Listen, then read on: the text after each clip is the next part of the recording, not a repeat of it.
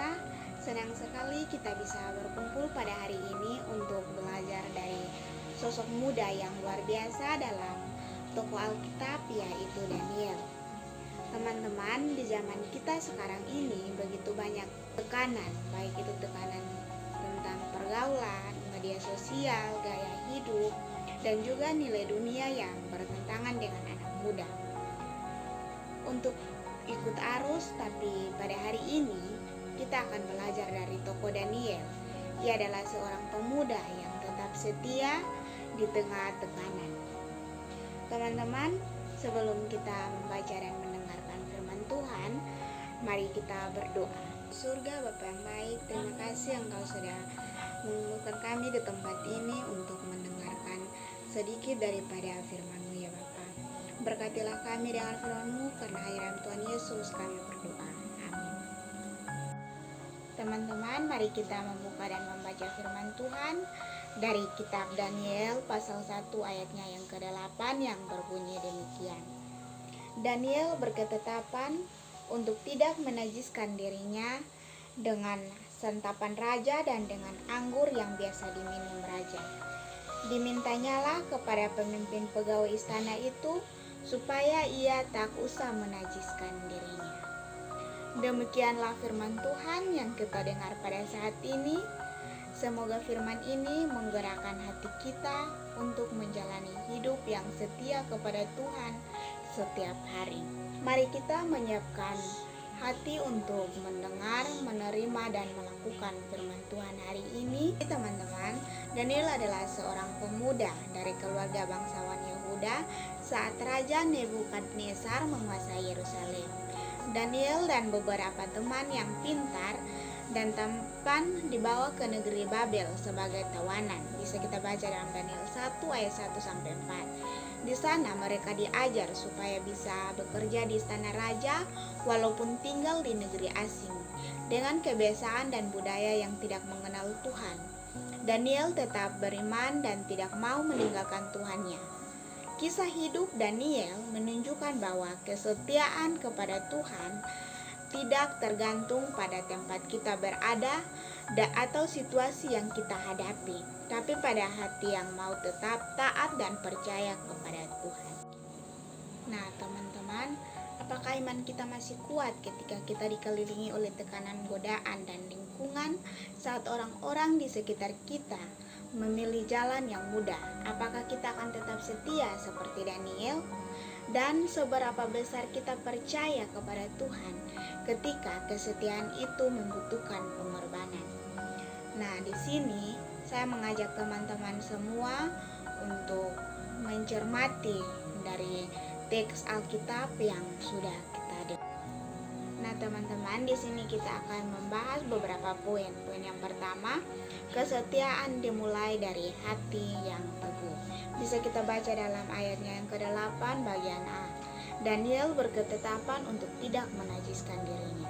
Teman-teman, Daniel kehilangan tanah air dan kebebasan, tapi ia tidak kehilangan imannya. Ia membuat keputusan rohani yang jelas. Ia juga tidak menajiskan dirinya dengan santapan raja yang mungkin telah dipersembahkan kepada berhala. Ketetapan hati adalah kunci kesetiaan. Daniel tidak menunggu situasi yang ideal untuk taat. Ia taat sejak awal, bahkan di tengah tekanan. Setia berarti berani berkata tidak terhadap hidup yang menajiskan hidup, meski tampak kecil di hadapan orang. Jadi teman-teman, Daniel tidak hanya memiliki niat tetapi juga tindakan nyata. Ia berani meminta pengecualian meskipun itu beresiko bagi hidupnya. Tekanan yang dialaminya bukan sekadar soal makanan, tetapi ujian integritas dari ketaatan. Dalam tekanan, karakter seseorang tampak. Iman yang sejati tidak hanya indah di kata-kata, tapi terbukti di keputusan sulit. Tuhan juga tidak akan pernah menjauh dari kita di saat kita berada dalam tekanan. Justru melalui tekanan Tuhan memurnikan dan meninggalkan iman kita. Contohnya, emas dimurnikan dalam api, bukan untuk dihancurkan, tapi untuk menjadi lebih murni. Begitu pula iman kita dimurnikan saat kita bertahan dalam tekanan. Nah teman-teman, di poin 3, kesetiaan membawa kemuliaan. Tuhan membuat Daniel dapat kasih dan belas kasihan dari pemimpin pegawai istana. Ketika Daniel tetap setia, Tuhan menyatakan penyertaannya.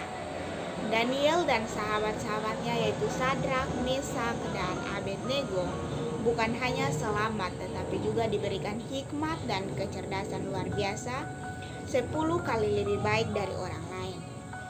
Tuhan menghormati mereka yang telah menghormatinya. Bisa kita baca dalam pertama Samuel 2 ayat 30. Kesetiaan tidak langsung membawa kenyamanan, tapi selalu berakhir di bawah kemuliaan.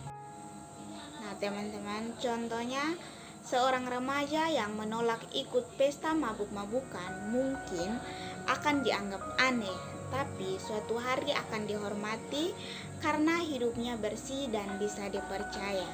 Kesetiaan hari ini membentuk masa depan yang mulia. Jadi teman-teman sekalian, melalui kisah Daniel, kita belajar untuk meneguhkan hati agar tetap setia, bertahan dalam tekanan, dan mengalami berkat dan kemuliaan Tuhan.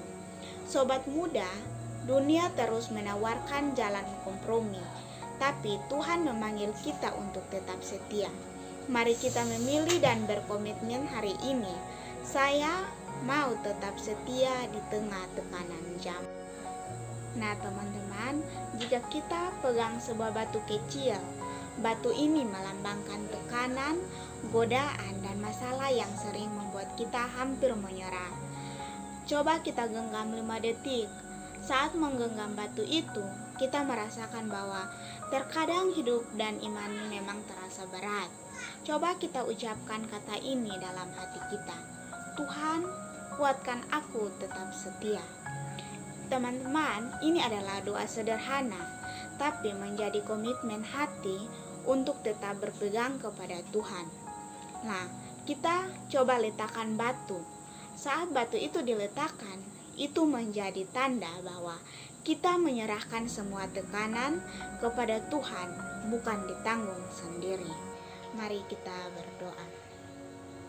Tuhan, kami memohon agar Engkau menguatkan iman kami.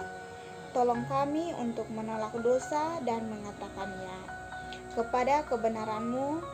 Bimbing kami untuk menjalani hidup yang setia dan memuliakan nama-Mu dimanapun kami berada. Amin. Nah teman-teman, pesan dari firman kita hari ini adalah tekanan dan godaan boleh saja datang, tetapi iman kita harus tetap teguh.